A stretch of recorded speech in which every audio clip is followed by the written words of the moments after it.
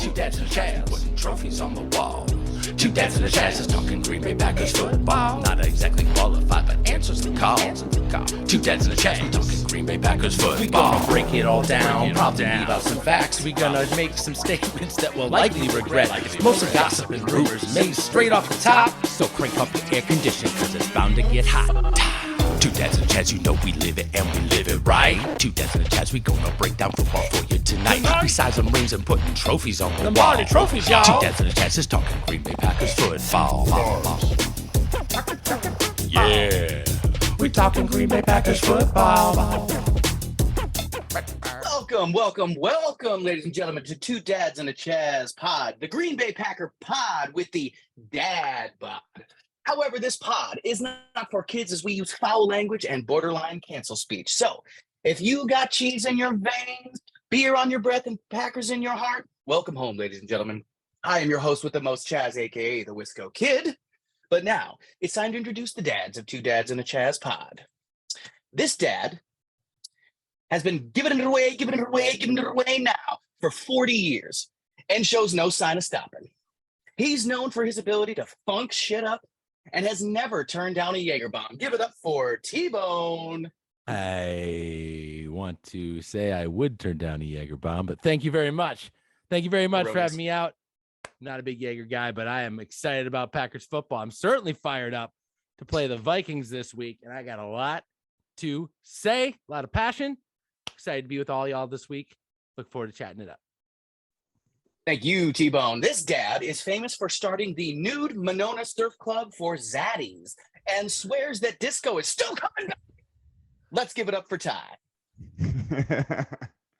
Dads, Chaz, Packer fans worldwide. Thrilled to be here. Just still full of hope, still believing, just ready to crush the Vikings this weekend.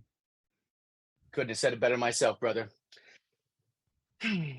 What can I say about this next dad that I haven't already said in these previous episodes? That he's known for betting on the Special Olympics? Sure.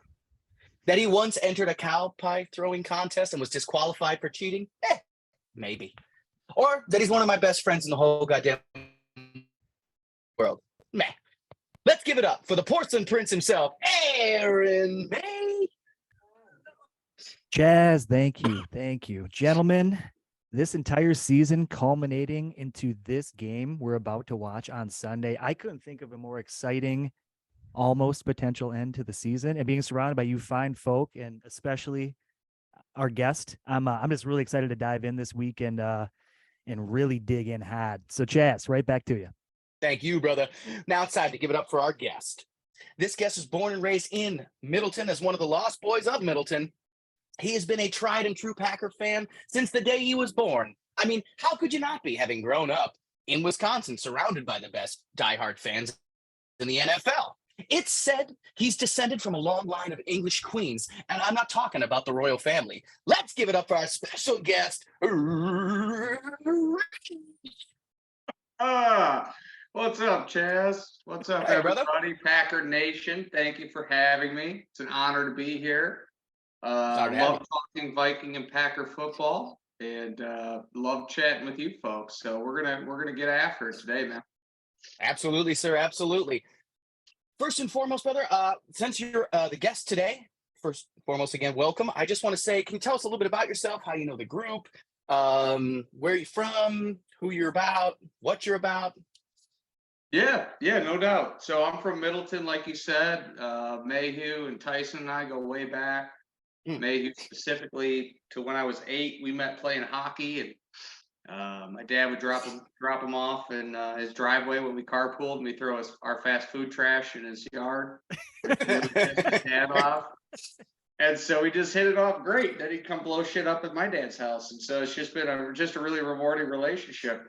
But yeah, no, man, I've known these guys forever. Met you, of course, and Ty met you. So yeah, super excited. But you know what I'm about. I like jam band music. I like having fun. I talk a lot. I party a lot, and I enjoy having a good time with life. If it's not fun, it's not worth doing. So that's what I do, man. What's that shit on your head, Andy? Yeah, what is that? Ah, there it is. Tell Oh, the dude, I people. totally thought you were a Packer fan. Oh, that's weird. How did that turn out? Yeah. But like, really, I'm Yeah, asking, like, yeah, how did that come about? Yeah, a little backdrop. So I was a huge Warren Moon fan. He was my favorite player when he played for the Oilers. And That's a then he hockey got team, traded- guys. Yeah, he got traded to the Vikings, and I hated the Vikings, just like all good Wisconsin boys would. And so I'd watch every week, and Warren was playing well. He was doing his thing, and then he got traded to the Chiefs or the Seahawks. And I thought, okay, I never have to watch a Viking game again. This is great, you know. And then ever since, man, I've tuned in for every game. I'm pulling purple, and I'm a Viking guy through and through. Man, that is so gross. It makes absolutely no sense to me. But sure. Is there anybody you're looking to root for big this weekend? I think obviously Justin Jefferson is the best guy out there. But I'm a defense guy, so I really like Harrison Smith. I'd like to see him light up one of those receivers coming across the middle. Are you have you seen any games this season at all personally? No, not in person. I mean, I've watched them all, but I have not been at a game in person. No. Well, again, Reese, we're just happy to have you here, even though you're, Yeah, Matt, I got dropped on my head many times as a child. That makes it different, right. Right. Ladies and gentlemen, we're going to move into the second quarter here. I'm going to throw it over to my main man, Mayhew. Give us some info, my man. Yeah, Reish, every week we like to kind of dive into the statistics of each team, try to break it down a little bit. Pro Football Focus is where we kind of like to just take a deeper dive into the players and kind of see who did what. We start with the bad, work our way towards the good, you know. And so you guys faced the Giants last week. On offense, lowest score of 46.0 was Adam Thielen at wide receiver. This guy was not able to produce much all day, 1 catch for 6 yards. And then his biggest play was on a 4th down when he ran a go route instead of sitting down on a smash concept. Come on. And they turned the ball over. Giants got a field goal on the very next possession. Alexander Madison, backup running back with a 55.7, ran 4 times for 17 yards and played where nobody actually noticed him. That's what they wrote here. That's odd. Coming in at center is Austin Schlottman with a 57.6. Just really not being a part of any good plays and not being an adjunct disaster is a win for the Vikings. So he set the bar fairly low and somehow managed to get even lower. But I know you said you're more of a defensive guy, so we should shift our focus there. Coming in at the lowest score, 39.1, Harrison Phillips, your nose tackle. What are your thoughts there, Rishi? Yeah, Harrison Phillips. Shut your mouth when I'm talking to you. All right. Coming in at number 2 here is Chandon Sullivan with a 48.2. What is it about your team that loves our leftovers? And they don't, it's like you guys scoop them up like it's going to be a delicious dish, but it's mostly just poison. And then another nose tackle here, Kyrie's Tonga, 56.3. So that was the bad. That was the bad. So I'm sorry, I didn't mean to cut you off there. What were you going to say? Well, Tonga's useless. How many times do you have to tell you? Stop talking while he's talking. I'm just kidding. All right, here, listen. I got a 3-word answer for each of these. Tonga's useless. He's a rotational rookie. Phillips, nothing to worry about there. His job's to stop the run once a year. Okay, you go to the others. Oh, your leftovers. Sullivan. Yeah, he's average at best. We're depleted at quarterback. He got out there. We're probably paying him like a burrito. Okay, he's a family friendly deal here. All right. Then we go to the offensive side of the ball. You mentioned Schlotzenberger or whatever the hell his name is. He's a backup center. Okay, I'm just glad if he could snap the ball. All right, so that works. And then we talk about Madison. The reason no one notices him, he looks just like Delvin Cook. They got the same dreads, dude. That's true. Of course you can't notice the guy. They're like twins. All right. And then Thielen, he's not getting any. First of all, he's having a bad year. Very astute. He's getting no targets. No targets, dude. Ever since they traded for Hawkinson's the number 1 targeted tight end in football. So they're exploiting the seam with Hawkinson, and they're coming underneath or over the top with Jefferson. And Thielen's out there as window dressing, and he doesn't look very good in the dress. You know what I'm saying? Well played, sir. I was going to move on to the positive, but it appears that part of it actually got deleted off the script here. So I tell you what we're going to do. We're going to dive into schedule because I want to talk about, your team what's the current record, Rishi? 12-3. Ooh, That's usually where we like to sit, but it's been a down year for us. But I thought it was important that we kind of break it down just a little bit week by week to let people know how you guys got from A to B. You know what I mean? So, But really, it's from like D to C. and boys, what's fascinating here is if you're a betting man, the Vikings have won you a lot of money all goddamn year long because they have played the line 10 total games perfectly. And then the 3 they lost were predicted. So we'll kind of dive in here. We'll talk about week 1. No, we're going to skip that, actually. We're going to move into week 2.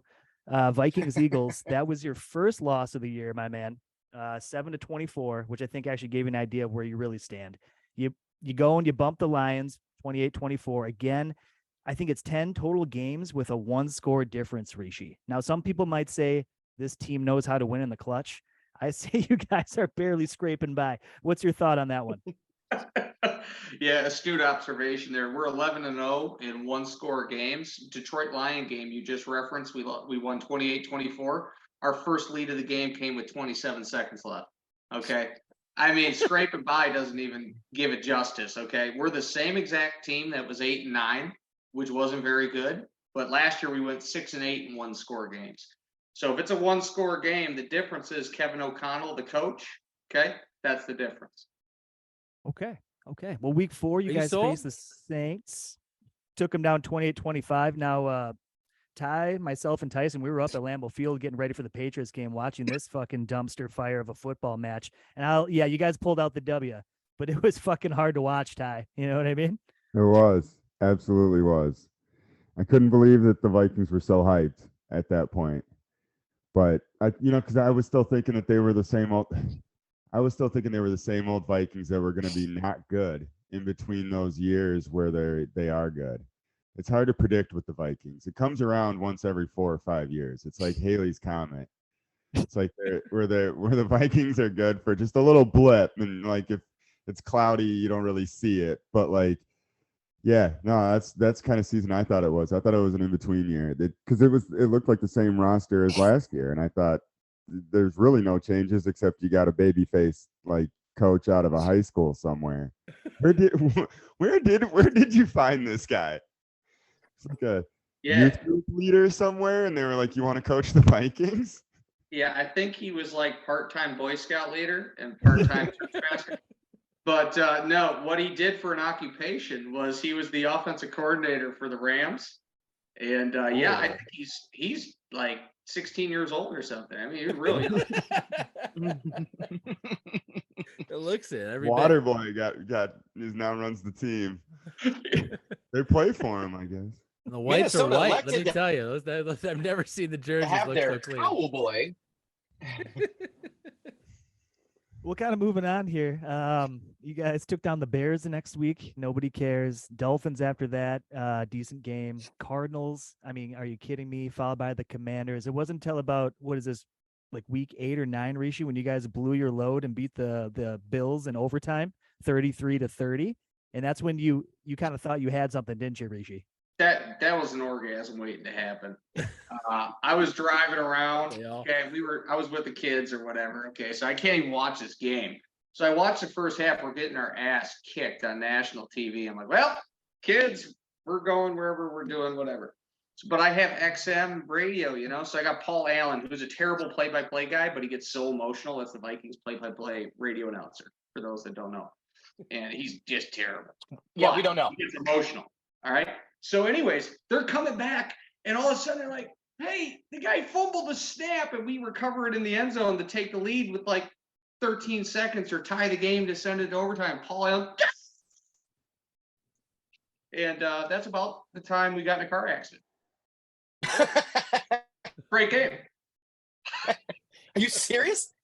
No. Oh, Jesus. We're alive and well. Jesus. Yeah, we're alive.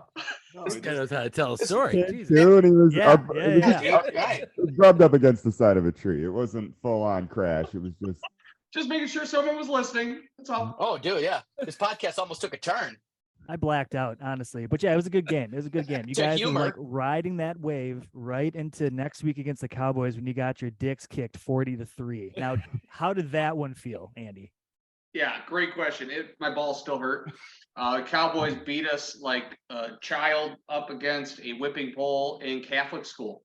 And let me tell you something about this, Chaz, as you're holding a weapon. Dallas, okay, here's the deal. We came off an emotional high. We were feeling ourselves. We were feeling real good. We got the third youngest team in the NFL. We're playing hip-hop music. It's a thing, you know? And Dallas shows up. We're thinking we're really important. Dallas beat our freaking brains in. So credit to the Cowboys, and that one hurt me. Skipping ahead here, we got the Patriots, took them down. Jets took them down. Lions, difficult loss, 34-23. But it was the next game that really fucking blew my mind. So you guys were down a staggering, was it 33-0 against the Colts? Yeah. Okay, so this is for those of you who don't care about the Vikings, I don't either. But this was the greatest comeback in NFL history. And Rishi, what was your feeling that day? I mean, 33-0, and then how'd the day go for you? I'm going to take you guys down on the path here. I've been on both sides of the largest comebacks in NFL history.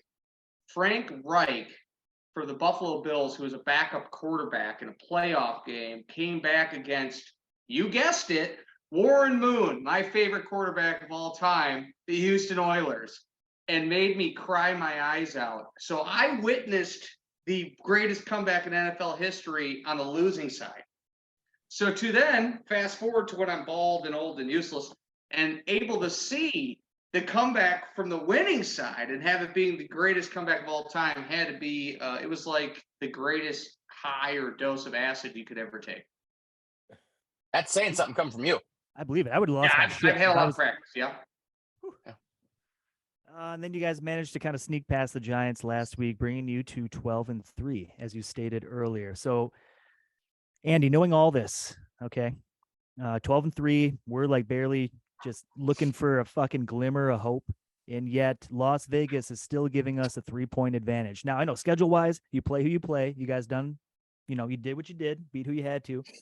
But going into Sunday, knowing that statistically they feel like we're going to eke this one out, what's your gut feeling right now going into Sunday?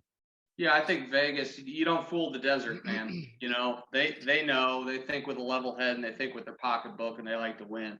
I think they're spot on in their analysis. I think the Vikings the last 2 years, we were an 8-9 team and we played more one possession games than ever before. Okay. This year, we're just winning all the one possession games. We're not dramatically a better team, actually.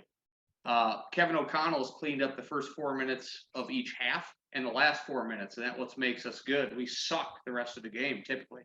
So I think the Packers probably eke this one out. We're not in the prediction segment. I don't know where you want me to take it, but if going into it, I think Vegas has got the line right. It sounds accurate. If it's a one-possession game, the Vikings will win. I expect the Packers to win by more than one possession. God damn it. The fucking honesty, and it's dialed in. I love that analysis. It's also situational. Well, thanks for stopping by Two Dads in the Chaz Pod. I'm just kidding. All right, Tyson, you've been a little bit quiet over there. I want to pass this over to you. Same question, other way around. What do the Pack got to do on Sunday to get past this 12-3 giant we face? Oh, man. Luke. I would say the Packers need to do ball control, time of possession. We need to dominate the clock. We need to have our defense not on the field a long time. We need to have the Vikings not have long drives and us have long drives. Here's the thing. They can score fast. Justin Jefferson might put up fucking 300 yards against us. As long as we come out with the win, that's all that matters. But really, we need to be able to have the ball in our hands, playing our style of football. I want it to come down to Dalvin Cook for them. I want them to need to have to run the ball. I want us to have a plan for that fucking zone busting that they ran week 1 that just completely ripped our hearts out and just kind of set the tone for how to beat the Packers defense, which was frustrating to learn right away. So I'm hoping that they have a solution for that because we certainly have the players to stop them. But I think we need to run the ball. I think we need to do ball control. The reason I brought up Patrick Taylor last week is because I think we're going to need all 3 running backs as a 1-2-3 punch. That's what it's going to take to control the ball and make this shit go. That's just what I think. Patrick Taylor, baby. Ty, same question to you, Ty. I think you're vastly overthinking it. I don't think the Vikings are full throttle on this game. I think their backups come out in the second quarter, and I think that they hit the brakes. I think they hit the brakes hard. I think they play it safe. They play it too safe, and I think we have an easy time with this one. That's where I'm going with it. But yes, run the ball. Also, fact about the Vikings, they're 28th in rushing. 28th with the rush. It's crazy with who they have in that backfield. So either the offensive line can't run block and they're just exceptional pass blockers, or they don't need to run because they just pass. You take the first string out, and it's punt. So big time, looking for a big time day from Vikings punter. Who is the Vikings punter, Reese? Yeah, it's a fair question. Who the hell knows? We're used to scoring touchdowns. Christ. Look ridiculous. Yeah. I will say, Not gonna lie, I can appreciate a good costume change. Not gonna lie. I love that you made him talk about a punter first. That's the first thing you're like, yeah, I'm gonna make you talk with that outfit first. Let's talk about what's your punter's name again? The answer actually could be very important. His name is Ryan Wright. He's a rookie. He's got a good net average, but as a rookie at Lambeau in the cold, I'm a little concerned. Not gonna lie. Don't you guys play in the cold? No. Our last game was in Buffalo. Oh wait, you're in Minnesota. You don't play in the cold? No, shit. You know, that's the problem here. You guys forgot what technology can do. You can build these things called roofs. They're similar to the ones over your house that keep you warm. You can build those. It's okay. Wait, I thought you guys called it a rough. Well, rough. Wow. I mean, come on. These are semantics. When they fall through, that's when they're perfect. That's when you know you need a new one. When it collapses, you can buy a new one. Legit. I have a quick question Who for you. could know it was gonna snow, Reese? Who could see that coming in Minnesota? You didn't. It snows. It's not like you're close to Canada or anything. I mean, why the hell would it snow up there? I gotta ask, just since you're obviously a diehard fan, there's a couple things like I just got to get sorted. First and foremost, do you know what the state bird of Minnesota even is? No. I mean, of course not. A loon? It's the common loon, which makes sense. Am I right? I mean, you know, we all get lucky once in a while, yeah? Yeah. Broken clouds. Takes one to know one. That's right. Now, on the flag, it says L'Étoile du Nord, which means Star of the North. wow, these 2 for 2. Look at this guy go. Doing his homework. 7th grade. Let's go. Okay. True or false?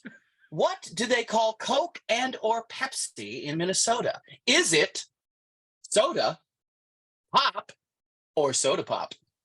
It's pop because they're dumber than shit. We all know. 100%. And last but surely not least, my friend. You might as well just wave your white trash flag. Hey, Pop, come here, Pop. You want a pop? It's a Canadian thing. Pop. Come on, Sally, come on over.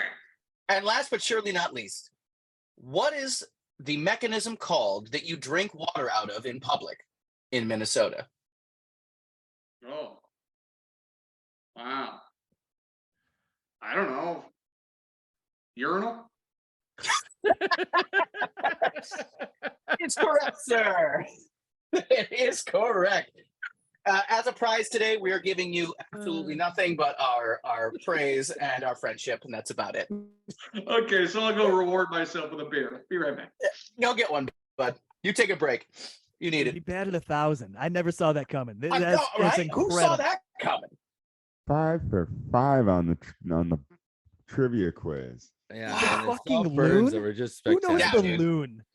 Yeah, the You know, common loon. and I'm glad you brought up the ridiculousness of Minnesota, because there are some things that don't really make any sense that I don't understand. I feel like it's just like a weird plagiaristic culture, and I want to touch on it real quick.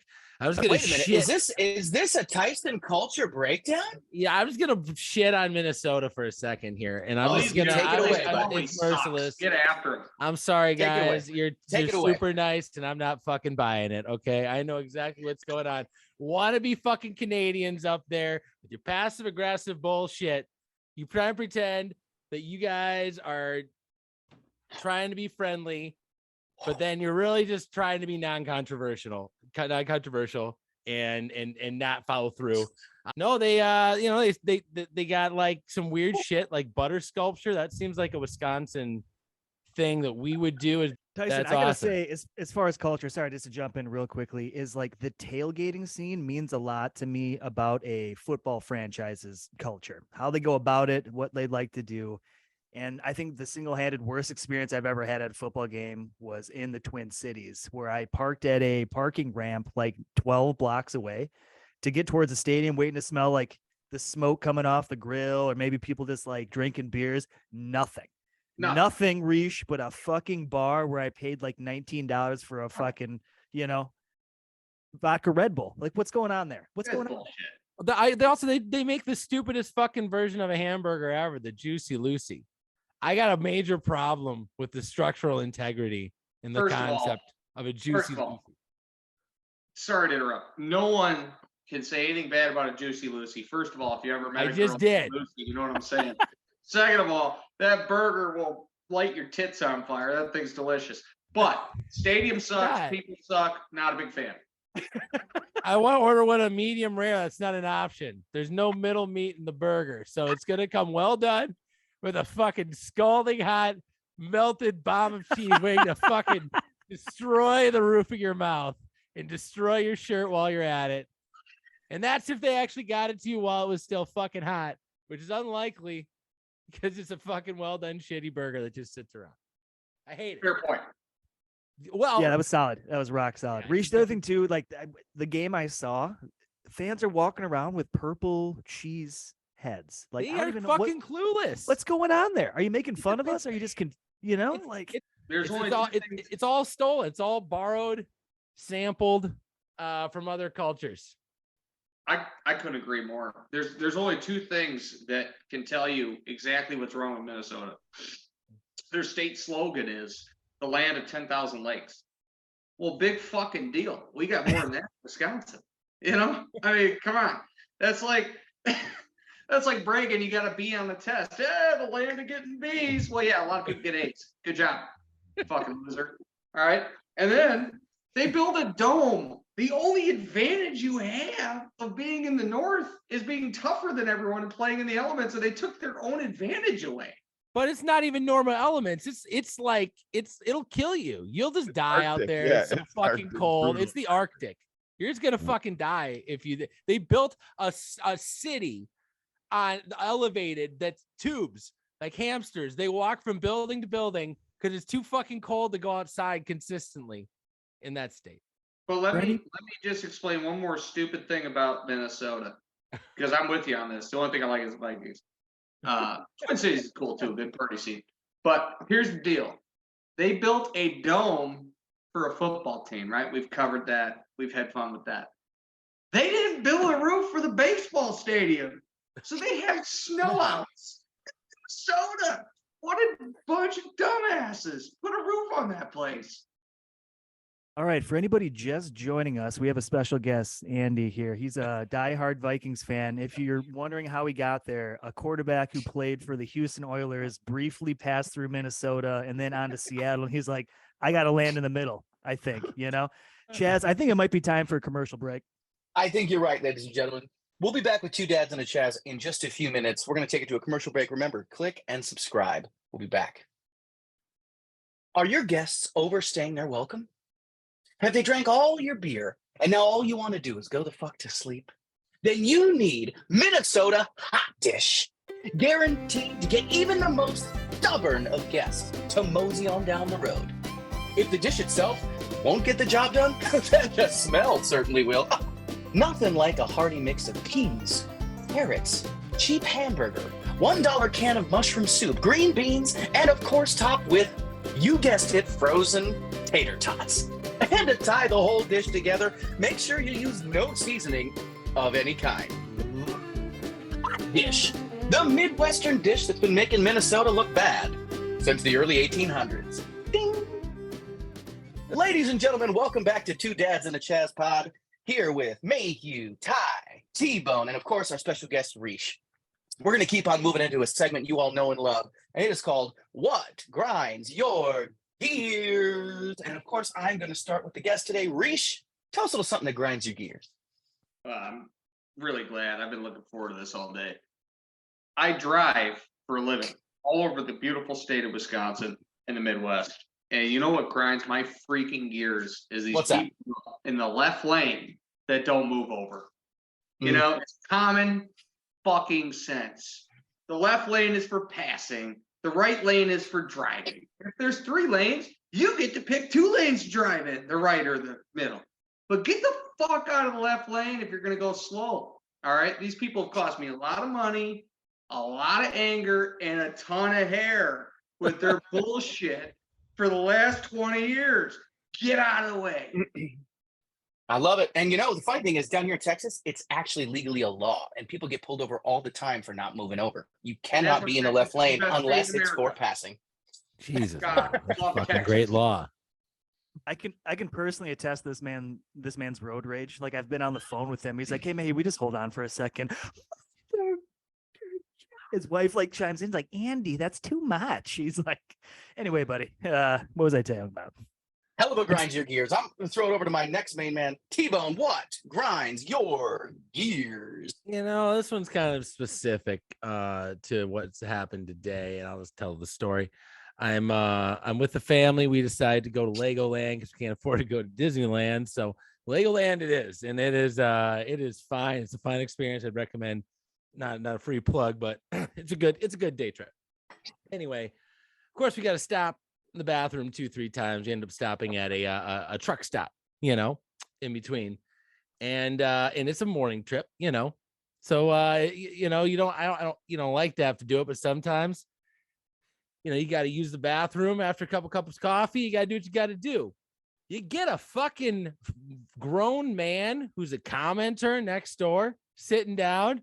Are you kidding me? These fucking truckers are so lonely. They're like, "Oh, hey there. Sounds like you had something, huh?" It's like, are you fucking kidding me right now?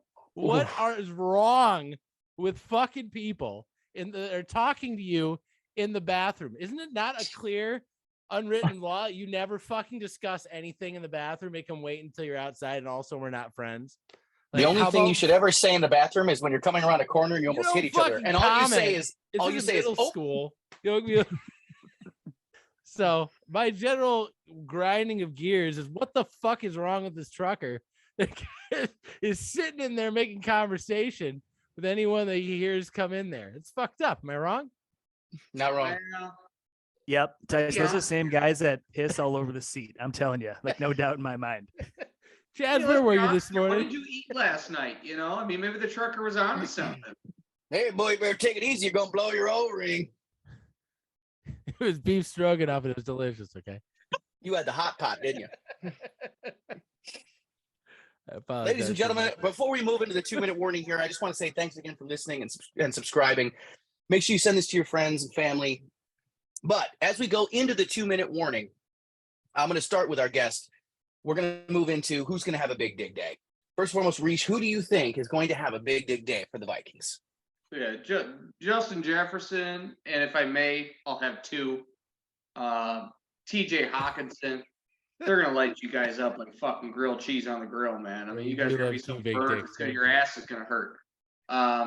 It's gonna be a high scoring game, even if it's cold, because defense is not the strength of either team. I'll tell you exactly what's gonna happen. JJ is gonna light you up. If you want to know about the Packers, they're going to run all over us. So, Reese coming in with a double dick down. Mayhew. Yeah. Who's going to have a big dig day, my friend? I think for me, it's more what I need to see. I think Reese just touched on it like really well. We need to shut down. I can't even say that. Justin Jefferson needs to be contained to a controllable, like keep him under 100 yards and like 1 touchdown. You fucking did your job. And I don't care how it gets done. Multiple players. At fucking double teams, doesn't matter. And then also we do need to find a way to run the ball. Past couple of weeks has been a little bit spotty. If we're going to go into the playoffs, we need to figure out what the fuck we're good at, implement it, and take care of business. So big dick day. I need Aaron Jones to pop back off again. That's what I'm looking for. Absolutely. I totally agree, buddy. Tyson, T-Bone, my man, big dick day player. Oh man. Patrick Taylor all the way. No, man. I think it's going to be an AJ Dion It's going to be a power running breaking of the back that's going to win us this game. We talked about the interior defensive line of the Minnesota Vikings and how it's pretty weak. We talked about those safeties that Reese is dreaming about them having a big game back there against the secondary, but they have not been impressive this year whatsoever. Against the deep pass or against the run, they can't seem to defend either particularly well. It seems like we should be able to bait them into doing one. So I think the run game, the whole team needs to run around the run game based off of that, play action off of that. But I want to see some old school run, pass out of the Packers and ball control, time of possession. And I think that if we can get the Vikings to a, we need to score, get a first down and get them off the field real quick, get our defense off the field real quick, I think we have a really good chance in having this game go the way we want. If we get in a shootout early, we'll see what happens. It's going to come down to big plays on defense. And I think our defense is a little more psycho than yours, but I think that your defense is in a lot of ways as good as ours. So it's hard to say. They're both Very as well bad. said, They're sir. both terrible. Very well said. Ty, who do you think? Big Dick Day. Well, I'm looking for linebackers. Because they're the ones who are going to have to do the incredible feat of slowing down this inside passing game. They're going to have to be different, but I'm looking for Jair to have a big dick day. Yeah, I need Jair to come out and shut down the Minnesota wants to come out and put 14 on the board in the first quarter, and I need Jair to shut that down. And I need him to do it with some 3 and outs, but more importantly, I need him to do it with some turnovers and some early turnovers. They get down by a couple scores, they pull their starters, and I don't have to worry about any of them. That's what I'm looking for. The Packers need to win this first half, and they're going to do it with some leadership on defense. And Jair's got to have to be that guy this week. Absolutely, brother. Abso-fucking-lutely. I'm just going to chime in quick and just say it's going to be the battle of the receiving core. If Jefferson comes out and has a great game, I think they have it. But if Christian Watson has a turn-up game as well, I think we have a chance. It's going to be that simple. I'll leave it at that. And before we move on here, I want to ask all of you nothing. Anyway, so scores. Again, I'm going to start with my guest right here. Reesh, what do you think the final score will be? Yeah, what's the Vegas line, Mayhew? 3 to the Pack. Thank you. Okay, so I got the Pack going, winning this thing. I got them going about 35-24. I think it's closer than that. I think the Vikings, to Ty's point, that was a great analysis, bro. I think the Vikings get out on top quick. I think the Packers reel them in. I think the Packers wear them out with the run, Tyson. I think the Vikings throw a pick 6 in the last 2 minutes or something, right? It's a close game. But the Vikings don't lose one-score games. They only lose when the score is a bigger margin. Packers got more to play for. Ty, you said it earlier, don't overthink it, right? I think the Vikings are going to be playing a lot of 1 and 2, a lot of 2 deep, right? They're not going to be playing just starters. They're going to be rotating guys in.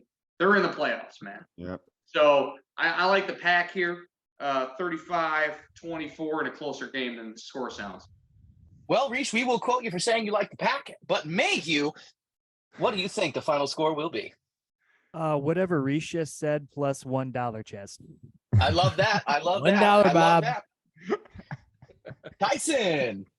I'm going Packers 32, Vikings 27. It's not 1 point, but I do think this is going to be a close game for at least 2 of the 4 quarters, and I think it's going to be a slugfest for some of it. But someone's back's going to get broken. I hope it's the Vikings. I hear you, buddy. Ty. I think it's Minnesota backups for 3 quarters. I got Packers out to a hot early lead. Vikings come back a little bit, but 27-10 Packers. Interesting. Okay. I'm just going to go ahead and say, what was it? 23-17 21 for the Pack. If we said they said 3 points, right? Yeah, you're gonna take the spread. Yeah, you're gonna take yeah. a bad beat on your parlay. Yeah. You know what? Actually, I'm gonna go with a tried and true and say 97-2 Packers. Is that one? 97-2 for sure. Gentlemen, as we're moving into this final month of these podcasts, I want to ask a very special question to our guest here. Arish, thank you for coming in, putting up with us. You were way easier to deal with than we thought, especially since you obviously kind of dislike your team as much as we do, almost. Yeah, you're wildly honest, dude. I appreciate that. That made our job easy. I was ready to challenge you, but you kind of just told the way it is. I appreciate it. Yeah. Normally we finish this pod with something like, what's your favorite Packer memory growing up? You know what I mean? And there's been some heartfelt ones, been some funny ones. Teddy had a great one last night, but I'm going to ask you, what is your least favorite Packer moment playing against the Vikings? Oh God, there's when did your dreams get crushed, Reach? You know? I mean, you guys have beat us so many times. Honestly, it's been a great rivalry, right? We beat the hell out of each other. Packers win about 55% of the time, historically, if you look it up. So what I would say the worst was, you guys never beat Favre, did you, when he was a Viking? Not the first time. Here we go. Minute number 56. We did it home twice the year we won the Super Bowl. But you guys took both games that first year. Yeah. I think the worst was seeing Favre get beat by his old team, right? He was kind of our son and hired agent, and you kind of wanted the guy to do well. And his last year, he's pretty decrepit. He got his ass kicked real bad against Packers. Acceptable. Really?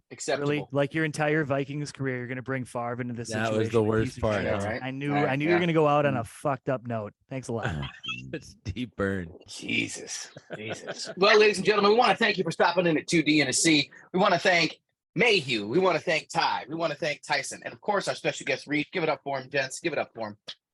We like to end 2D and a C with a hashtag. And today's hashtag will be hashtag fuck the Vikings in a 3, a 2, a 1. Hashtag fuck the Vikings. Fuck them. Don't forget to click, subscribe, and share. Two dads in a chaz, putting trophies on the wall. Two dads in a chaz is talking Green Bay Packers football. Not exactly qualified, but answers the call. Two dads in a chaz, talking Green Bay Packers football. We gonna break it all down, probably leave out some facts. We gonna make some statements that we'll likely regret. Most of gossip and rumors made straight off the top. So crank up your air condition, cause it's bound to get hot. Two dads in a chaz, you know we live it and we live it right. Two dads in a chaz, we gonna break down football for you tonight. Besides some rings and putting trophies on the wall. Trophies, y'all. Two dads in a chaz is talking Green Bay Packers football. Yeah, we talking Green Bay Packers football.